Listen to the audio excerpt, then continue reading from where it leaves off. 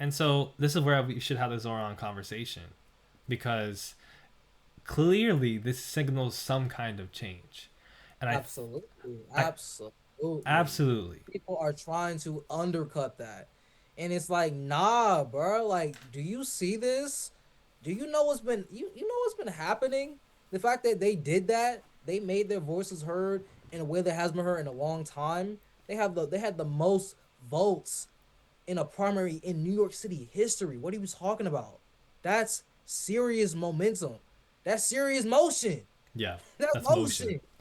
The motion is real. Niggas, you see, niggas trying to deny the motion. No, you can't. No, no.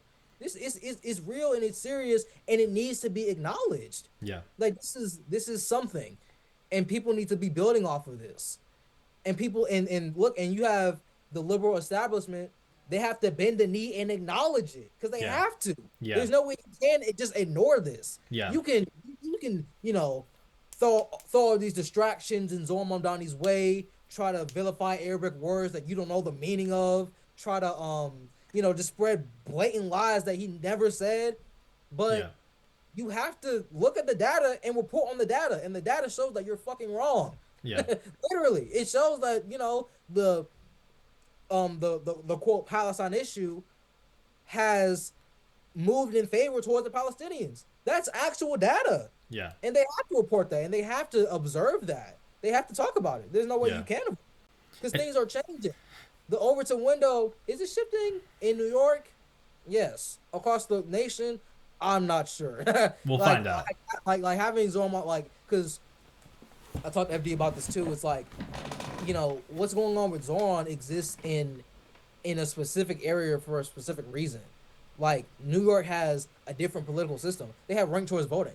We do not have ranked choice voting in the Stone Mountain Lithonia area. We don't have this in the Atlanta area. This doesn't we don't have this. Yeah, So that's like that's how you're able to like co-endorse with Brad Lander and build all this momentum to yeah, rise you up. We don't have things like that. Southern politics, we don't got that yet. You know what I yeah, mean? So yeah. it's just it's like across the nation, like these things like have to be this well no I'll say this is why like paying attention to what happens in New York is so important, because it's like this could have a ripple effect on the rest of the nation. Like if people see what's going on in New York and they're like, wait, these people are getting free childcare and baby baskets and the buses are faster. How about we do it here? Like what the fuck? Yeah, And people start talking, be like, hey, my friend from New York is like talking about is always talking about how good the cost of living is, how good things are. Like man, I wish I yeah. had that. It gets the engines turning. First of all, even beyond, even before Zoran, like we were talking about earlier, these ideas are popularizing everywhere. Like we've seen it um, with what's happening in the UK with the Gary's economics thing, with like now what's happening in terms of the pro-Palestine, musicians in the Listen. UK. Shout out to Kenya. Kenya Kenya, rise, Kenya's student movement and just the people in general rising up against their government. Like these things also need to be acknowledged when they happen um outside of the West. Like yeah, like this is like these ideals are spreading and as it's having real impact because things are getting more and more corrupt. The sanctions are getting wild, yeah, especially as like economies collapse. Like this is not yeah. like this is This is exactly what I was going to touch on that too. Like even besides in the United States, and I've seen that some people in the chat are mentioning like even organizing in the South for them, or seeing in the South more and more people kind of warming themselves to socialism.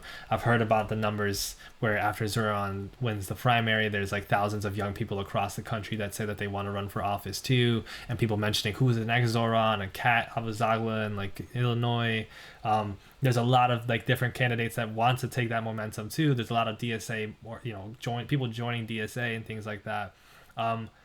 In Brazil, we're seeing like a moment of great popularity, at least in terms of outside of the establishment, for their Marxist party, for their landless workers movement, which I think everybody needs to tap in on. I've been suggesting for people to read this piece that ran from The Nation by Vincent Bevins about the landless workers movement in Brazil and how they're building off of literally seizing essentially unused property from capitalists and using it for farming and for agriculture that benefits the whole of the country.